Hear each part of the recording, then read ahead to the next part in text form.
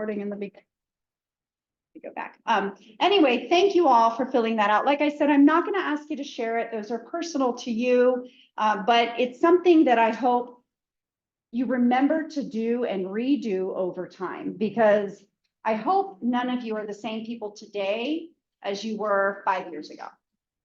And I hope you're not going to be the same people in 5 or 10 years. So you change through life, you change hobbies, you change preferences, and sometimes things just happen. And so your goals will change, your priorities will change. So that is an exercise in goal setting. We'll jump right into that socio-emotional competencies that I kind of talked about before, the things that as you move through your academic journey, they're not going to necessarily teach you this in class, except psychology. Perhaps you'll learn this. You should learn this in psychology. Do you know what this is? Okay, so you're a step ahead. Has everybody heard of Maslow's hierarchy of needs? Really? It took me to my undergrad to learn all that, to my psychology degrees to learn that. Okay, so Abraham Maslow developed this motivational theory back in okay. Yeah. All right, I want to know who knows when it was developed. Psychology major. Nice. 1943.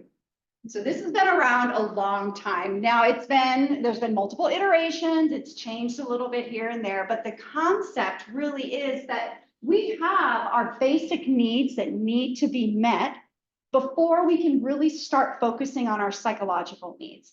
And as we move through this hierarchy, this triangle, our goal kind of in life is really to reach the top, to live our best life, whatever that looks like, our best potential, to be happy, to feel like all of your needs are met so you can focus now on your wants. And I think we all in elementary school learned, difference between needs and wants, right? And, as a parent, I know that we're still working on that sometimes, but the needs and the wants are very different. And so I'm hoping, and I'm going to make the assumption that right now, as you're entering into either U of A or you're here at Pima, most of your basic needs have been met. That doesn't mean they're always going to be met, which is why these socio-emotional competencies that we're going to go over are so important, because life does throw curveballs. So this hierarchy is not linear, even though there is, I took this off the web, it is a line. It's not one way, okay? You can be living your best life, won the lottery, you're on vacation, everything's great, and something happens that just drops you right back down. You get a diagnosis, somebody you love, something happens, you lose a job, anything. So you're going to be going through these levels throughout your entire life, but they become really, really important when you're in transition. And as you go through your undergraduate degrees, these are transitional times for you, not just if you're a traditional student, not just in age. If you're a non-traditional student, maybe you're coming back to school. Maybe something's happened that's made you, you drop down here and said, oh my goodness, I need to go back to school so I can move back up here. Okay, so that's the importance of really focusing on this section in the middle, which is what we're going to talk about today, because those skills that you learn and practice are going to be what helps you move through, because we can't control everything that's going to take us down or up this ladder, but there are certain things that we can control. So again, we'll be focusing on kind of those belongingness and love needs with the esteem needs. So sense of belonging. Anybody know what sense of belonging is? Anybody heard of sense of belonging? I want to elicit some examples from you all. What comes to mind when you hear sense of belonging? Just an adjective. What does it mean to you? I have to always make sure here. I can write here, right? This looks like a wall. I don't want to get in trouble at Pima for writing on the wall. Okay. Sense of belonging. What does it mean to each of you? What other nouns, verbs, adjectives? Similar interests. Similar interests.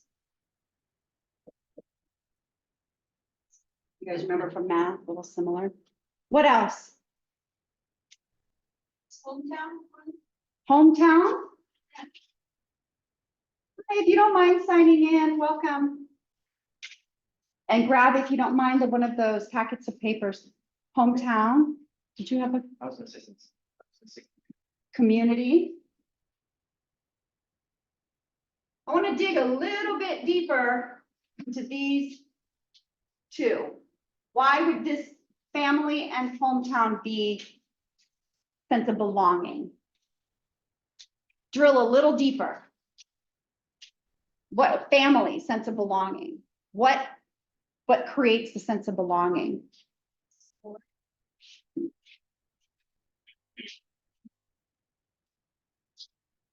Any other thoughts? Money from dad and cookies. Financial support? Acceptance. We go here. Acceptance, very good. Anybody else have anything they want to add? Sense of belonging. Safety.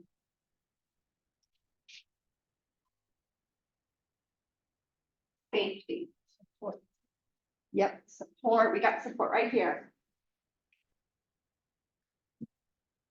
So that's it. Sense of belonging is when you have a feeling of security and support. Sense of acceptance and inclusion. When you have a sense of identity, authenticity, meaning you can be your authentic self. You feel comfortable in an environment. So that's really, when you think about in your family, who knows you better than your family, right? You know, you can really, hopefully, you can be home and just be your authentic self, feeling valued and heard. If you were in an environment and nobody values, or you feel that you're not being valued, you kind of feel like you're on the outskirts, right? You're not really in that community. And being connected and engaged. Has anybody experienced a time where they felt like they did not belong? You don't have to necessarily, you want to give me an example? I was going to say you don't have to share an example, but do you want to? Well, I lived with 3 of your brothers. Okay. So I was the oldest, and I never really got the attention. I was trying to talk to my parents, and I was distracted, and then it just, I never could ask for what I wanted without something. So you felt like a disconnection. Yeah. You didn't feel like you had that security, maybe? Is that- Yeah, the relationship with my parents wasn't so well because they were just with 2 younger kids. It was like they were always like that attention was there. And not with me, so I'm the middle child, I get it. oh, No, that's true. And so that's an example of being at home and kind of feeling like you're not getting the attention. And so you're just kind of on the outskirts a little bit. How did that make you feel? I was like really sad. I got really depressed for a while, so So it had an impact on your mental health and how you felt about the things around you. That's why it's so important in college. There's actually been studies done. This one is on Gopalan and Brady from 2020. They also have a study from 2019. And it was a really large scale study that looked at a lot of undergraduate students. And at 4-year colleges, your sense of belonging, how you feel about where you are and belonging there in year 1 has such a huge impact in year 3 on your academic performance, your persistence, meaning lower dropout rates, and a positive outcome on your mental health. And on the contrary, if you don't feel that, if you don't create that sense of belonging, and I say create intentionally, because they're very, I mean, we would love to go somewhere and somebody like, hey, yeah, I like you. I don't know you, but I like you. Come hang out with me. Or, you know, I'm going to a party. Come with me. I'm going to go play a ball game. Come with me. It doesn't always happen. Those are the things we don't have control over, whether or not somebody invites us, right? So we create our own sense of belonging, but it is so important. And again, going back to this isn't, we're talking about in our undergraduate, navigating the undergraduate journey, but this is something that applies to us throughout life. We ever heard of the imposter syndrome? Don't fool yourself. Every single person struggles with it. Hi, welcome. Every person struggles with imposter syndrome at one point in their life, sometimes their whole life, sometimes they're feeling like they're a rock star, and then all of a sudden they're like, oh my gosh, how did I get here? You know, so that's normal. But that's where you really need to create that sense of belonging, because you do belong here. You got accepted because you belong. You passed a class because that was what you put in effort to pass that class. So this sense of belonging is especially true. This study yielded that those who are either marginalized, low income, first generation, under-recognized groups, creating a sense of belonging in college becomes that much more important.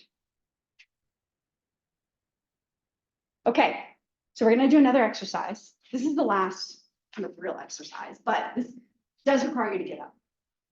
Everybody get up. Watch the pizza though, because you're going to move around, so nobody steal anybody else's pizza.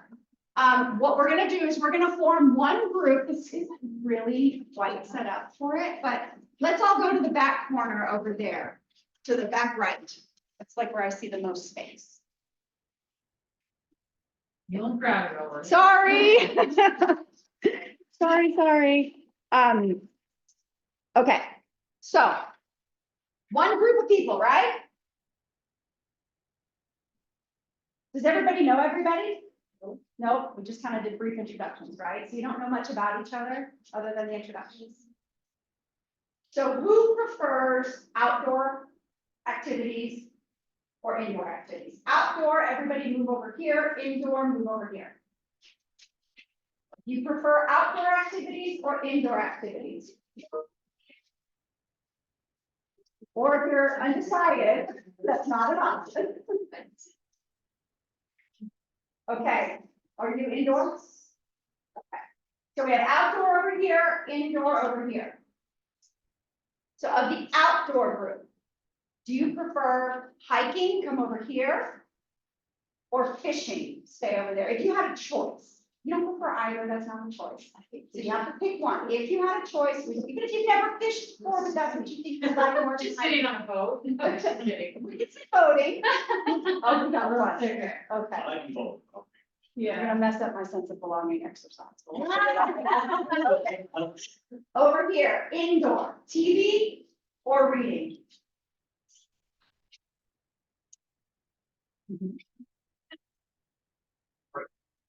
You haven't moved at all, so I'm getting a little concerned that we're undecided. Okay, so now we have how many groups? From one big group, we have 1, 2, 3, 4. And we know a little bit more about each other, right? What do we know about this group? You like to be indoors and you like TV. If you had a larger group, we could keep drilling it down, but we'll just stop here. You like to be fishing over the heat of hiking over rocks in Arizona, right? And y'all like hiking over fishing. You guys like to read. So we now know that you all have something in common. So do you know each other at least a little bit better than you did before? So if you had to go hang out with somebody, if we all mixed back up and sat back where we were and you wanted to go hang out with somebody, would you maybe say, I know that person likes to read. You know, I know they really like to go out and hike. I kind of feel like hiking. So you kind of already, sorry, see, this is what I said. It's a fish out of water, right? Yeah, but yeah, you have to find friends. So you know, though, intentionally, you would have to make an effort to find people who like to fish, right? Maybe you would come to the outdoor group and say, hey, I know you prefer hiking over fishing, but do you also like to fish? So we can all go back to our seats. The point behind that exercise was to kind of realize how when you're in this group, one large group, which is what you really are when you go to a university, right? You're just walking along campus, there's a bunch of you around, you're sitting in maybe a large classroom, you're one group, you're part of one big group and you don't know much about one another. But as you start to find community, you start to feel a little more comfortable. You start to be able to find people who have similar interests to you. And that's the sense of belonging. You start to feel like I belong here. I am never going to go hiking. I will never go hang out over there. I belong in the reading room. So that's your sense of belonging. So thank you for participating. So I said before, create a sense of belonging. That intentionality is really what is the most important piece there. Because again, we can't control other people. We can only control what we do. And so while we hope we're invited, while we hope that, we meet up with somebody, we just click right away, it doesn't always happen. So we need to create our own sense of belonging. We want to feel accepted. We want to assimilate and integrate into a group. If you think about the University of Arizona, and I'm just using this as an example, it can be any university, it can be here at the community college, it can be wherever you go for work. But you finding that sense of belonging is really going to make the difference of whether or not you're happy there, whether or not you succeed, and it'll improve your performance. So in the corners over here, the top left, right, bottom right, and left, you'll see kind of some ideas of how you can intentionally create a sense of belonging when you go into this vast sea of people at the university. You don't want to be a no-name or just a number. You really want to find your way. If you're on campus and you're staying on campus, sometimes that's like a built-in sense of belonging. I lived on campus my first year of college, and it didn't go so well. So sometimes the sense of belonging doesn't always fit, you don't get to choose your roommate. So join clubs, start study groups, play sports. I'm not going to go through all of them because you guys can read them. And plus, in front of you, you do have a list that I actually have a slide of the list you have in front of you. This is specific to U of A, but I'm going to tell you what I did to get that list. I Googled. I took the time to say, if I were a new student here, what would I do? And I said before, I worked at the U of A for 16 years, and I didn't know about half the stuff on this list because I never tried. I never went and actually took the steps to find out what's going on at the U of A. If I were a student, how would I know about the activity over here? I look out on the mall. Does everybody know what the mall is at the university? That nice green patch. I look out there and I'm like, how did everybody know this was happening? Like, is there a bulletin board somewhere? So I didn't even know that. So I took the time. So this is what I hope you all will do, is take the time to intentionally create your environment. And this is a nice poem I liked that I found it online. It was really kind of, to me, set the tone for what belongingness really is. You belong everywhere. Everywhere is your home. Don't try to find reasons that make you stand alone. Acceptance is from within, not from anyone else. The world will only see you in your own kind of lens. When you are confident, you will shine like a star. Everybody will want to be like you truly are. Don't always try to fit in or seek for attention, because that will ruin your own life's direction. So I really like the part of that says acceptance is from within, because that kind of leads into what we're going to talk about next. Life is about reflection. Life is about your journey. And as I said before, you're not the same person today as you were 5 years ago. And hopefully you're not going to be the same person in 10 years or 5 years as you are today. There's a constant dynamic of moving through Maslow's hierarchy of needs, trying to look at who you are today and where you want to go, relating this back to the goal setting. That's why I had in there personal goals. You're going to have personal goals. You're going to have professional goals. Right now, you should have academic goals. But it all comes from within. So this is just a screenshot of what you guys have in front of you. So feel free to take that, look through it, but it really just gives you a nice list of things at the University of Arizona. If you go somewhere else, if you go to NAU, if you stay at Pima, if you go to International, wherever you choose to go, intentionally try to find these types of activities so you are in the know of what's going on. So success, going back to acceptance comes from within. I want to lead that into our socio-emotional competencies. And one of the challenges that I found when I was younger was I looked at who I thought I wanted to be or who I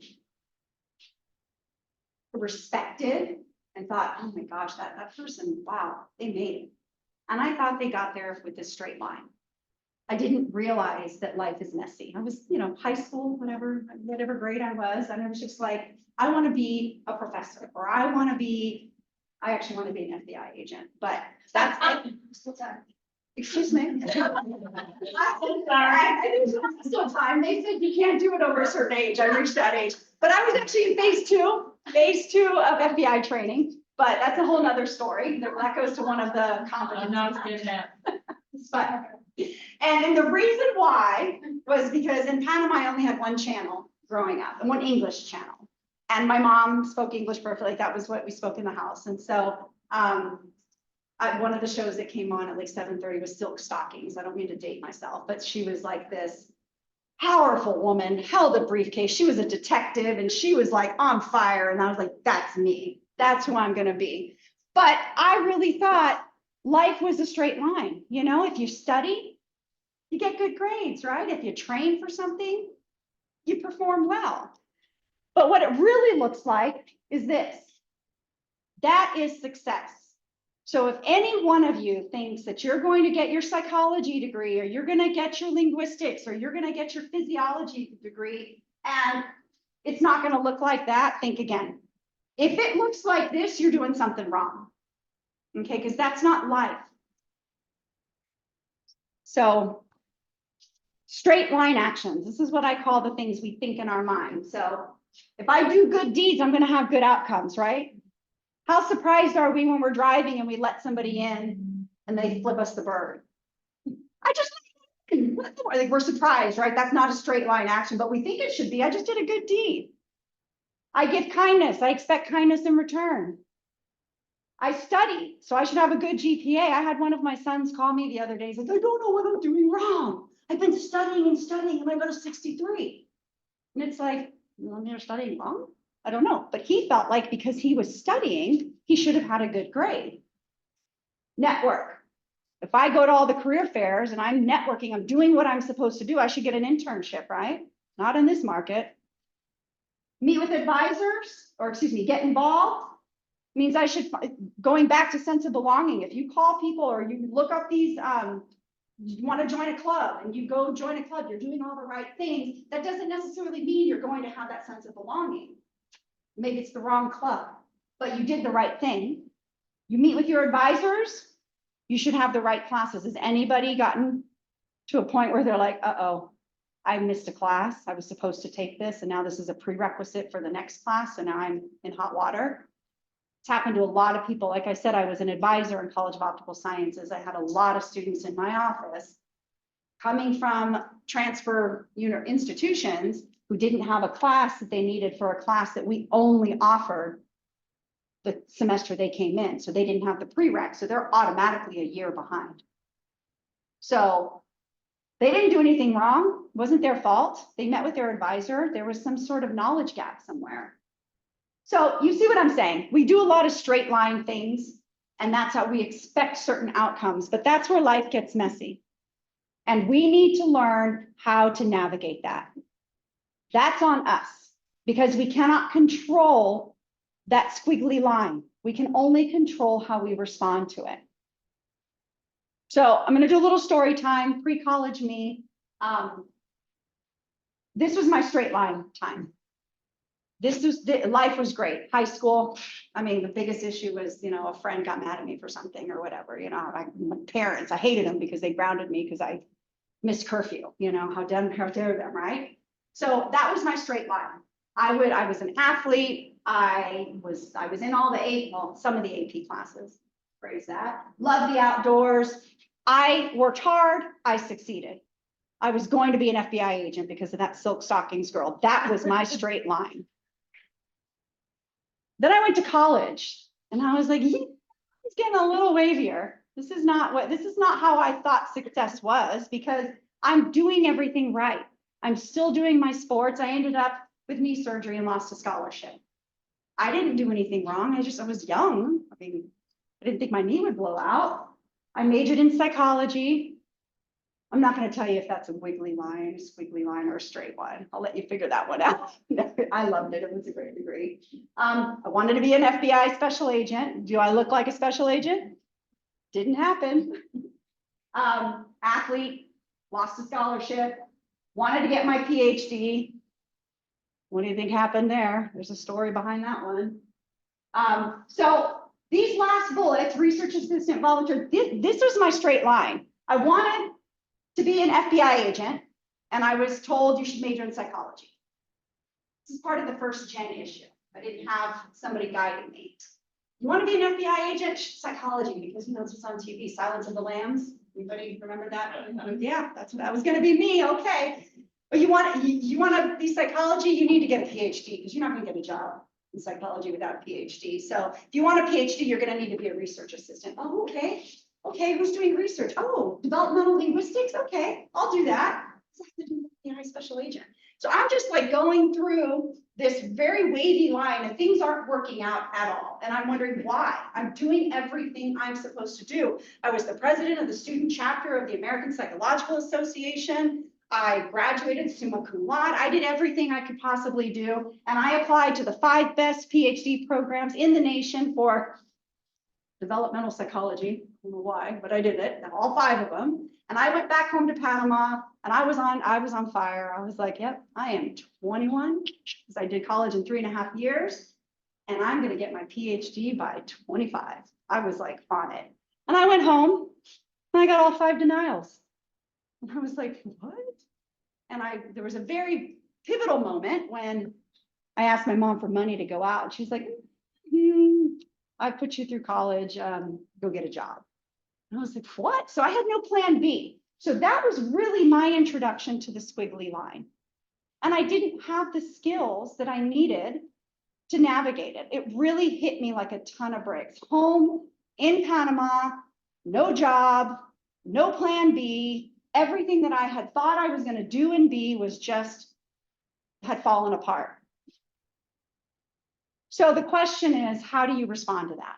And that's where it's from within. That's where you have to dig deep and figure out how you're going to respond to that, because it's going to determine the rest of your life. And so I'm sure many of you have seen this before, but same exact stimuli for all 3 of these objects, right? Boiling water. We can't control the boiling water. That is just the external stimuli. That's kind of what happens. I can't control that Notre Dame didn't want me in their PhD program. I cannot control that. I could have let it make me hard, but an egg goes into that soft, right? Crack an egg, but it goes into the boiling water and it becomes hard. A potato goes in hard and comes out soft. What happens to the coffee bean? And if you've seen it on TikTok, don't say it. What happens to the coffee bean? I know this because Ann sent it to me and I loved it. It goes in a bean and it turns into a delicious cup of coffee. So it's transformation. It transforms. I like that when she sent that to me. Like, I'm putting it in my presentation. But this is how we choose to respond to something we can't control. And every single day, big or small, we have choices. And so it's not what happens to us. It's how we choose to respond to it, and choose to respond is a key word there. Perception. I am a huge fan of reframing because, again, our perception, back to what I said in housekeeping, our beliefs, it really is the core of what our past experiences are. They're going to create who we are today. So if I fell off of a really, really big hill when I was young, I'm probably going to be afraid of heights, right? But if I loved diamond slope skiing from really high up and it was exhilarating, I'm probably not afraid of heights. So this example I used to use with my clients all the time. If you had parents who were in the circus and they were clowns, and you went to all the clown schools with them and they took you with them, and you're this kid and you grew up around clowns and it was a good positive experience, you like clowns. It's a positive experience. Maybe I watched Stephen King's It when I was like 3, and Pennywise is like, no, thank you. I've had that in my mind, nightmares about Pennywise. So I don't like clowns.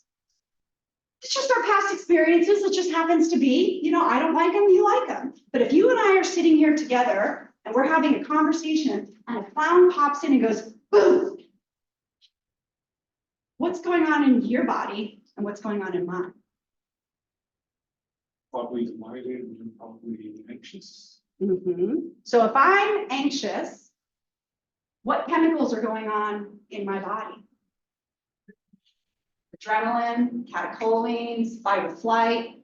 If you're happy, you're like, man, that's pretty cool. You've got your endorphins, you've got your happy chemicals going on.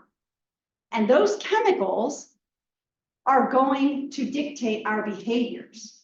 So if I've got the adrenaline, I am in that fight or flight, right? My behaviors are going to respond to my chemicals. And you're laughing probably. So that's how important our perception of external stimuli is, because it's going to determine our behaviors. It's going to determine whether we are the egg, the potato, or the coffee bean. So there's 5 competencies that I would like for you all to take away. You don't even have to remember what they are, because we live in a world of Google. But remember these 5 words, because these are going to be what helps you navigate when we cannot control the boiling water, when we can't control the clown. Adapt, pivot, grit, grace, and congruence. Congruence, alignment is really what I mean by congruence.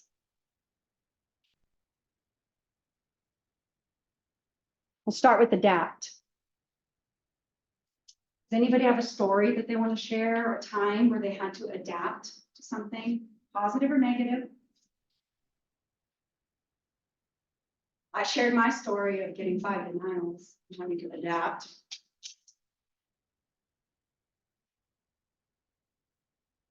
Nope. Okay. So when you are required to adapt to something, you show resilience, the ability. Yes, I'm thinking, okay, love it. I was kind of like, I went through a divorce after 30 years. And it took me a long time to adapt, to do things for myself. There's a balance between couples, whether you're whatever requirements. So we share the responsibility, we share everything, kids, everything, raising. So when that happened to me, I would feel like out of balance. And so I actually adapt to that, get back to level, Yeah, so that's what I'm here. No, I think that's an amazing example. And that's an example of just how life happens. I mean, another thing I hope you take away from this is life is messy. Life is just messy. It just is. And we don't know that necessarily when some of us do. We all have different experiences. But, when you're young, when you're in high school and if you have a typical traditional high school time, you're at sports and an athlete, you're studying, you're just living life and you're not really thinking about how messy it can be out there. Go ahead. I understand. So I was in college trying to get teacher credentials. I was going to teach in grade, like credentials. It's in 2009, so I got through. It was a 2-year program. I got to the first year, there were no internships because in 2008, 2009, I was got shut. So I had no internships, no job, and I didn't money. And I need to have some money. Because I had always been doing internships. So I sent my job in South Korea. I did not know the words reading. I heard them talking. That's great. Awesome. That's a great story. 안녕하세요. 안녕하세요. I lived in South Korea too. And we taught at 2 universities there. Very interesting. So those are great stories and examples of resilience, flexibility. That's a huge flexibility right there to be able to say, I'm not just going to go to a neighborhood school. I'm going to go to an entirely different country where I don't know the language. It takes a lot of courage. being able to learn how to do things that you've never done before, or take on the entire piece of the pie or the entire pie when somebody else had a piece of it before. That is huge resilience, and those are both growth mindsets. So that is exactly the example of how will you respond? How will you respond to something as challenging as a divorce? How will you respond to something as challenging as I've got no money, I've got no job, and I've done everything I'm supposed to do? This is not where I'm supposed to be. We can sit there, we can say, dang it, I did everything right. I did my schooling. I'm not where I'm supposed to be. This sucks. I'm going to be the potato. And I'm just going to let this mush me. Or we can adapt.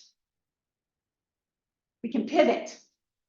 Pivot's a little different than adapting, but it is kind of, it's in the same family, right? Anybody play basketball here? We all pivoting? Tell me what happens when you pivot. Switch direction of where we're going. What happens if you move though? If you move your foot? Yeah. Yeah, you can just double dribble, right? Okay. So pivoting is when you're still holding on to something, right? You still got it, but you're like, do I go this direction? Do I go this direction? Maybe the external stimuli is trying to really mess you up, so you're going to hug that thing a little deeper, a little closer to you, but you're still pivoting.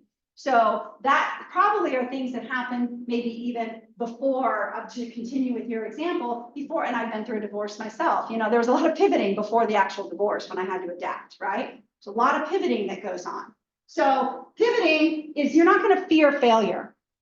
Okay, I love this because of the tattoo here. Never a failure, always a lesson. That's my son. Wasn't happy about the tattoo, I'll say, but I've lost that battle.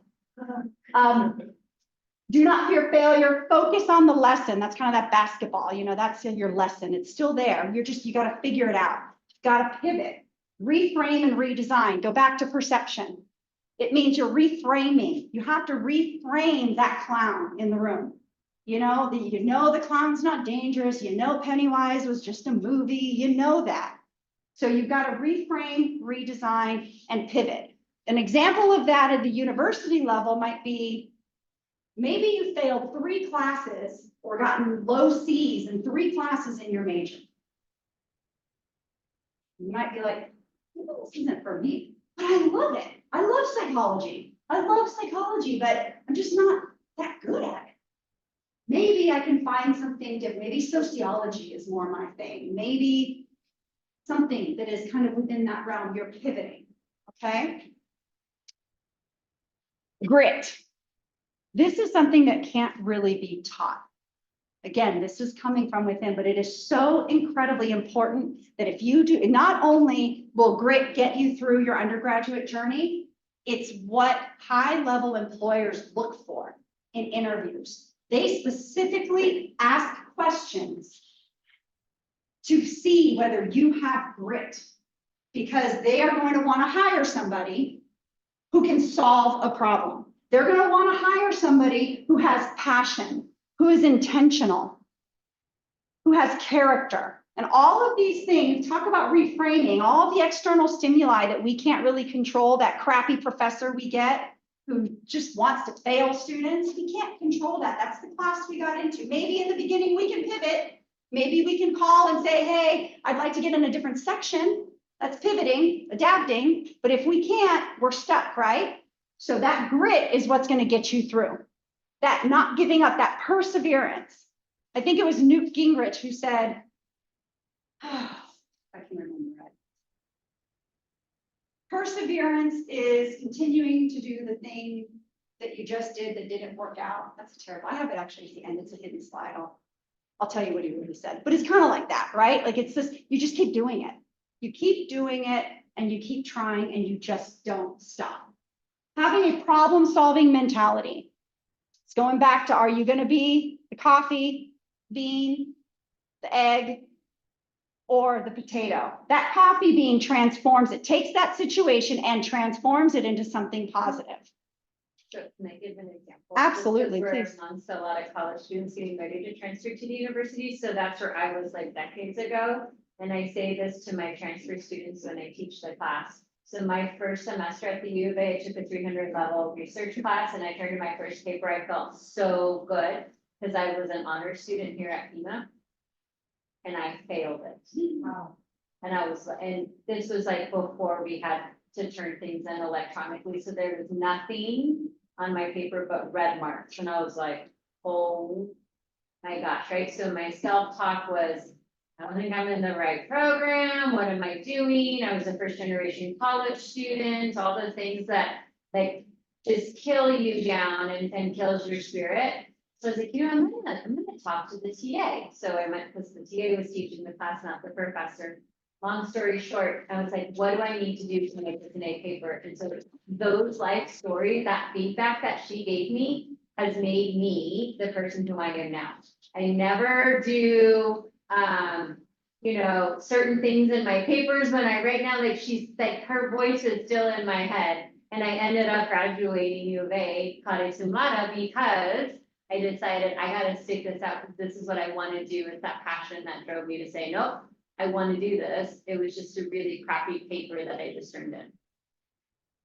And let me tell you, that first Yeah. really red marked paper It's not hurts. Mine was on Macbeth. Yeah. Don't ask me how I remember that. I was 18 years old and I remember so much red and then a big circle on the title that was Macbeth. It said original ? Well, I didn't know I was supposed to come up with my own title, my own paper. So it hurt, it crushed my spirit. And I love the fact that you bring up the self-talk. Because that's part of one thing we'll talk about here is grace. We don't have enough of it for ourselves often. And that grace is going to, again, determine how we respond, how we talk to ourselves. And what you did is that problem-solving mentality. I got to go talk to the TA. I got to figure this out. And I remember I didn't belong because I felt like an outcast already because I was a transfer student. And there is a different culture on that campus. And I love the U of A. It is a different culture when you're a transfer student. So I already felt ostracized. I was like, oh, so like problem solving and then finding that sense of community just by being vulnerable Yeah. was a huge lesson. I love that example. Yeah. Thank you so much Yeah. for sharing, because I think it really hits a lot of those pieces and it's very applicable because you all are going to get those red marked papers. You are going to study hard and get a bad grade and just be like, what? So, and grit, going kind of back to grit, that shows grit because she didn't give up. And one thing about a lot of these, but we'll use grit as an example, is surround yourself with gritty people. And in Spanish, dime con quién andas y te diré quién eres. Tell me who you walk with and I'll tell you who you are. And that sounds so cliche, but it is so true. And I don't understand it. If I studied it, maybe I'd get a little better insight on it. But for some reason, when we hang around people who are going in a different negative direction, we follow them. We think we're going to hang around and still go in our direction. It's kind of that fix-it mentality. We think we can change people. So I'm going to go hang out with this person and make them be an A student, even though they're skipping school and not going. No, we end up behaving that way little by little. But when we hang out with people who are ahead of us, going in a direction we want to go, we tend to follow there. So hang around the people that you want to be like, okay? The people who have the character that you want to emulate, or even if you don't have it yet. And that's part of the self-reflection journey. You know, we're all at different stages, and I'm going to say a bad word, so I apologize, but I always tell people everybody can be an asshole. We are all assholes, and we're assholes at different stages of our lives, okay? I was an asshole going through my divorce, you know, I was mad, I was angry, I was just angry, you know? And then there's times where I'm the sweetest person, and it's just like, you know, that person is such an asshole, you know, and somebody would come and be like, well, you were, 5 years ago, you were too. I'm like, oh, okay, you know, so that's part of life. And having that grace and having that understanding that we are all in different stages of life. And so we need to constantly be reflecting on where we're at and where we want to go. And that, again, going back to that personal goal thing, academic goals, they're going to change over time, but you've got to constantly do those exercises of who am I and where do I want to go? And then have grace for yourself. Full disclosure, I did not have grace for myself until my 40s. I didn't learn that. I had a lot of negative self-talk. Now, the good thing about it is my negative self-talk motivated me because I'm also a fighter. So I fought with myself. You're so dumb, you failed that test. Well, screw you, I'm gonna get an A next time. Like that was my, some people would fall through with that, negative self-talk and become the potato. I was like, I'm gonna be the egg, man. I'm not at the transformation point yet, but I'm gonna make sure this happens. But it wasn't until my 40s, and I'm like, you know what? Everybody screws up.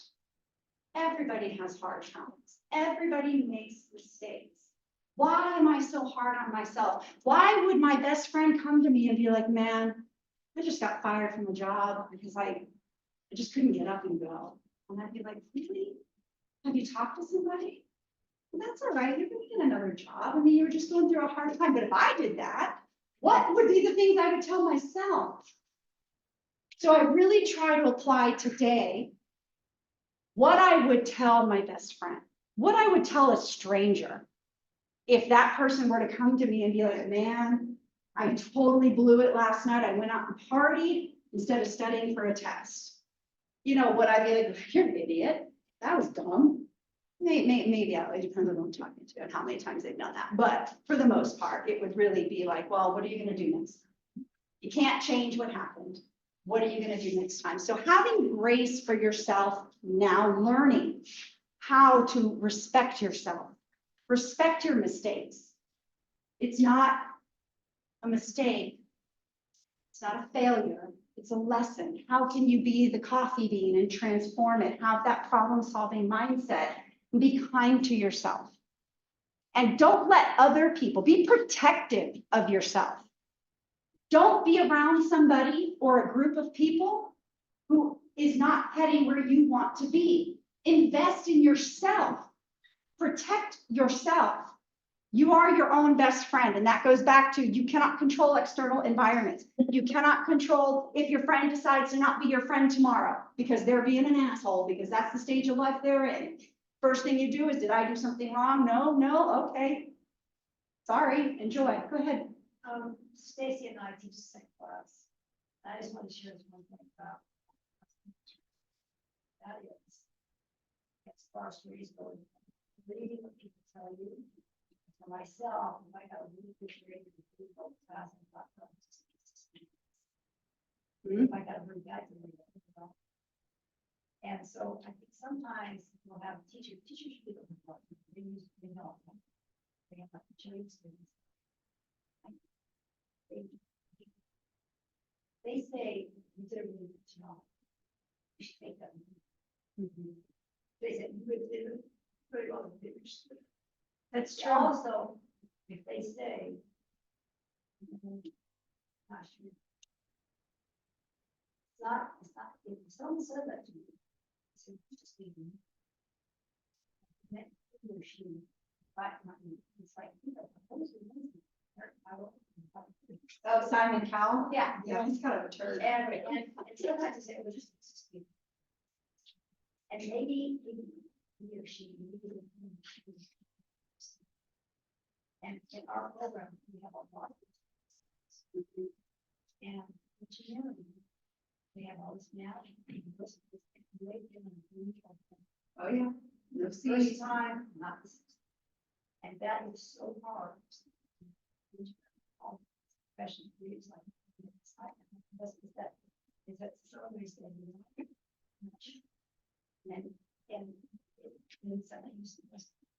Yeah, and I would take it a step further and reflect. So if somebody's telling you, hey, maybe this isn't for you, they're saying that for a reason, absolutely. Nobody's going to take the time in a professional environment. Most people are not going to take the time to give you constructive criticism if they really didn't believe it. Doesn't mean they're right. It means that they believe that. So the first step in your self-reflection journey is, why are they saying this to me? And I would ask them, what makes you say that? And let them identify why they're saying that. And then you get to decide, do you adapt? Do you pivot? Do you find another degree? Do you go get tutoring? Do you take a break? Maybe it's not that you can't do it. Maybe it's that you're having a mental health challenge this semester and you're like, ooh, I have been juggling so many things I could not put the time or effort into this, but I can do it. So I'm gonna take a break. I'm gonna pivot. Okay, so and that's where the grit comes in. You make your decisions, you respond, do not react, respond. So thank you for that feedback. But that grace, learn that now. Of all things, learn to have grace for yourself, because it really sucks to let the world beat you up while you're beating yourself up.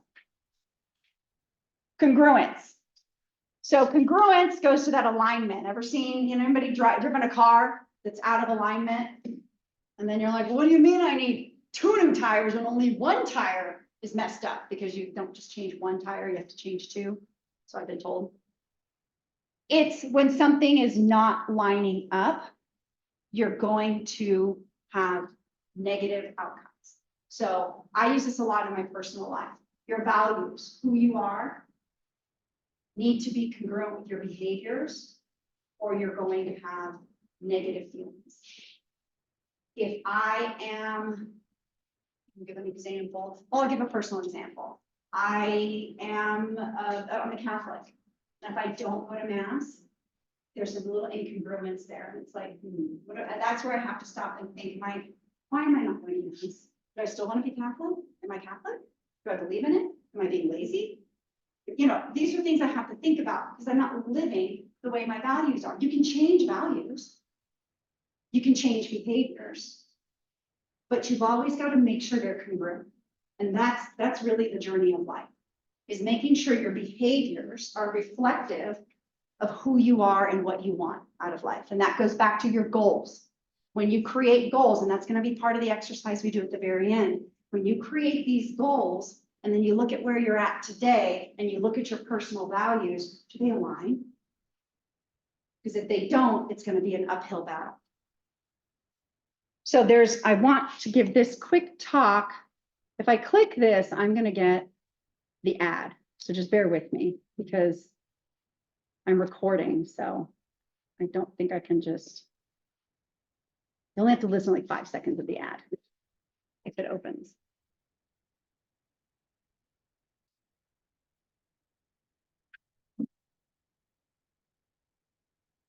Okay. Now I don't know how to X this out.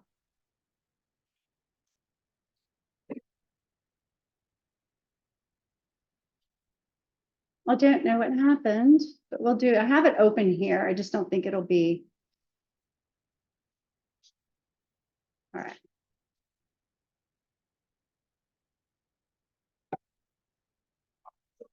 Want to achieve your goal, For volume. don't focus on it. That goes against everything we've ever said about goals. You take your goals, you write them down, you stay focused on them, you check your list over and over again, and that's how you achieve your goals. If I have learned over the course of my life, that is not the way to achieve goals. So I started learning this lesson with my first girlfriend. Her name was Allison. I used to look at this girl and think every day, I would love Allison to be my girlfriend. At my school, you had a different class every hour. Well, first hour, I had wood shop. First hour of the summer, I had wood shop. So I walked in the pencil office. But I like to change from wood shop to home economics. I walked in the home ec room. There are 22 or 23 girls in this classroom. I asked a girl named Sarah Bergman to move over so I could sit next to Sandra Johnson. And that day, I had to go with myself. But I tell that story because that's the first time in my life that I can say that I purposely focused on the part that was in my control and ignored the part that was outside of my control. We set goals for ourselves, but our goals are things that are outside of our control. If you want to be the world's best salesman, you don't get to make all the sales yourself. You don't get to do both sides of the transaction. You got to recruit customers into your life. Behaviors, by contrast, are things that you alone can do. And behaviors are the things that you focus on in order to achieve your goals. And look at the situation with Sandra Johnson and I. When I was focused on my goal, which was to have this girl be my girlfriend, I couldn't speak to her if I was walking past in the hall because I was terrified. All I could think about was my goal. Once I started focusing on my behaviors, I figured out what class she had in the first hour. I walked in the home ec room, a room full of girls. I was afraid to talk to one girl. I asked Tara to move over so I could sit next to Sandra, and she did. I stopped focusing on the goal, and I started focusing on my behavior, and I got myself in a position to achieve my goal. That's really the model of what happens in life. That's what. We're all on a diet at one point or another. It starts with a goal. You say, I want to lose 10 pounds by the end of the year. We go from our goal to the scale. You know, you go through a week where you eat well, and you exercise, and you drink a lot of water, you're doing all the right things, you get on the scale and you gain weight, you quit the diet. If you focus on your goal, you won't achieve it. When I set a goal for myself, I make a goal and I'll say, you know, whatever it is, I'm gonna lose 10 pounds. So then I immediately look and I say, what can I do today? What can I do tomorrow? And what can I do this week that's going to get me closer to that goal? And that gets me focused on my behaviors. And I know if I focus on my behaviors day after day, I keep myself motivated day after day. I feel good about what I've done. I say, I did this, I did that, I did that. I'm not worried about the goal. I'm not worried about how much I weigh. I focus 100% on the parts in my control. If you want to achieve your goals, you have to focus on the behaviors that are the building blocks that get you to your goal. Thank you. All right, All right, so if you want. that's the longer version. We don't need to do that. So let me pull this back up. Okay, so what did y'all get out of that? Behaviors. I think that's a common theme through this whole presentation, right? Is behaviors. How you behave, how you respond to things. And these are things that you've got to prepare for because we can't control those external things all the time. So focus on your behaviors and what is within your control to achieve your goals. Set those high goals, set them. And then drill down. If anybody in education, we want to know, if we want to know what we want the students to learn, we start there. And then we create the activities and the behaviors that's going to lead to that outcome, right? Same thing, you have an outcome, you have a goal, you want to major in psychology, major in linguistics, you want these things. What are you doing to set them? What GPA do you need? Then drill it down. If I'm in electrical engineering, I can't have below a 3.75. What do I need to do to get there? You're going to constantly drill down from your goals so that your behaviors are what you are actually controlling. So when things heat up, be the coffee bean. Think about that. I just want you to walk away remembering certain things. And again, you're just going to, coffee bean. Why did she say coffee bean? What happens to coffee beans? Oh, it makes coffee. Okay, it doesn't turn hard or cold. It just totally changes. It's a different thing. It's transformed. So in summary, there's a few things that as you navigate through your undergraduate degrees, through life, but let's focus here on the undergrad, create that sense of belonging. When you go to U of A, NAU, Pima, South Korea, wherever you go, create the sense of belonging. Even if you're an introvert, find what you can connect with. We are humans, and at the core of humans is social connection, not social media, social connection, okay? It improves your performance. Persist, retain yourself through college, and you will have more happiness. So skills to navigate the academic life and beyond: adapt, pivot, grit, grace, congruence. And then goal setting. We have about 10 minutes. You have your goals that you've created in front of you. I'm gonna ask you to look at it now, but I really want you to do this assessment at home. This is going to apply what we learned today to your goals that you've set. I want you, number one, to review your personal values and personal goals, just those two. Do they align? Rate yourself.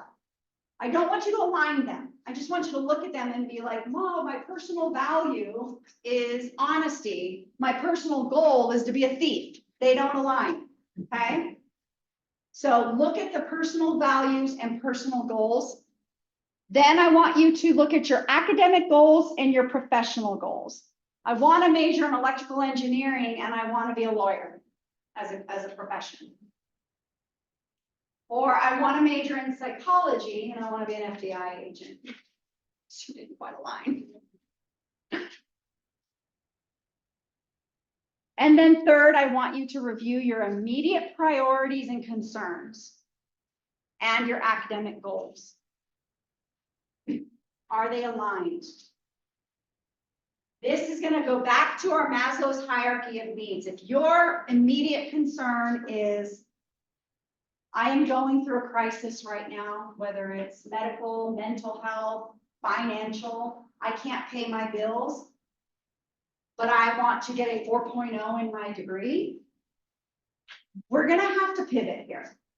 And that is okay. And I think one of the other many lessons I want you to take from this is it is okay. Life is messy. Nobody gets from point A to point B in a straight line. It's just how you navigate the squiggly line. You will have a squiggly line if you haven't already. But how we respond, how we allow that external environment that we can't control impact us. What do we tell ourselves? What is that self-talk? What is our mindset? Are we problem solving? Are we troubleshooting? Are we reflecting along the journey to say, hey, did I mess up here? Do I need to change some things? This isn't all, cake and ice cream where, I'm not gonna let anybody tell me anything. This is, I'm a kick butt girl. This is sometimes like, yeah, that was a dumb move, Allison. That was really a dumb move. How can we fix it? What can we do? Same thing you would tell your friend. Yeah, I was kind of dumb to do that, but hey, you did it. So where do we go from here? How do we fix it? Who do we need to talk to? Your professors are going to be your key. You have got to go into office hours. You are nothing but a number in a vast sea of people. Go into office hours. Read your syllabus, please. Read your syllabus before day one of class, because that is going to tell you what you are expected to do, when you are expected to do it, and you're going to have at least 4 classes if you're full-time. 4 syllabi, 4 different professors, 4 different subjects, 4 different deadlines, due dates, assignments, types of assignments, 4 different types of assessments. Maybe you'll have a final presentation. Maybe you'll have 100 question multiple choice. Maybe you'll have 3 essays you've got to do. All different. And there's going to be times where you're like, oh my gosh, all at the same time. Are you the potato? Are you the egg who says, screw it, I'm not doing any of it. I'm hard, I don't need this. Or the potato who says, oh my God, I can't do it. I'm not even going to get out of bed today. Or are you going to take that grit that you have? Are you going to look at that and be like, I need to problem solve? I can do it if I do this, this, and that, if I adapt. I cannot do it. I've tried every angle. I need to go talk to the professor. I need to come up with a plan. As an advisor, when students would come into my office after midterms, closer to finals, and say, oh my gosh, I'm going to fail. I'm going to fail. I don't know what to do. My first thing was, well, where were you before midterms? This didn't just happen today. You knew you were not doing well. What study groups have you joined? Have you gone to the think tank? It's on your list if you don't know what that is. Do you have a learning disability? I didn't ask that, but do you? There's a disabilities resource center on campus designed for people with learning disabilities or other disabilities. We have accommodations. We are an inclusive university, but there's just not this catering to where somebody's going to say, here, well, there is kind of here, you have a list now. But before that, there was no list. You had to Google and you had to think, well, oh, what do I want to do? Do I like soccer? Are there any soccer teams out there? That's the legwork that is being intentional and creating your sense of belonging. So I think with that, if there's any questions, we do have an evaluation here that I would love for you all to do. But before that, do you have any questions or comments? Or we have about 5 more minutes. Anything you want to add? I love the fact that you all have been providing your own examples and tidbits of advice. No questions? The students have been awfully quiet.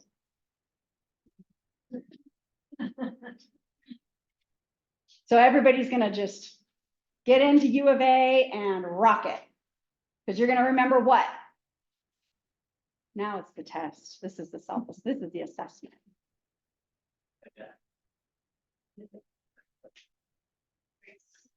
Grace. Congruence. Grit. You're going to remember those things. And when you're faced with something and you don't know what to do, write those 5 things down. Because you're gonna go through it, be like, do I need grit? If I need grace, what do I need here? I'd like to say that that's the recipe to life. In many ways it is, but because life is so messy, there is really no recipe. And there are gonna be times where you need to ask for help, and that is also okay. So no questions. Thank you all so much. And if you can just take, I don't know if you guys can take a picture of that. It's like 15 questions and then do the evaluation. That will help us out. Huh? What did you say? Well, I feel very strong. Again, as an academic advisor, I had students in my office who, they were having mental health challenges. And it's really hard to make, but these people, they need support. They need to learn. Oh, if you take it, go to your camera and do that, yeah. There's people bring it up to you. And take your values home that you did and take a look at those goals. And I would hope you really work on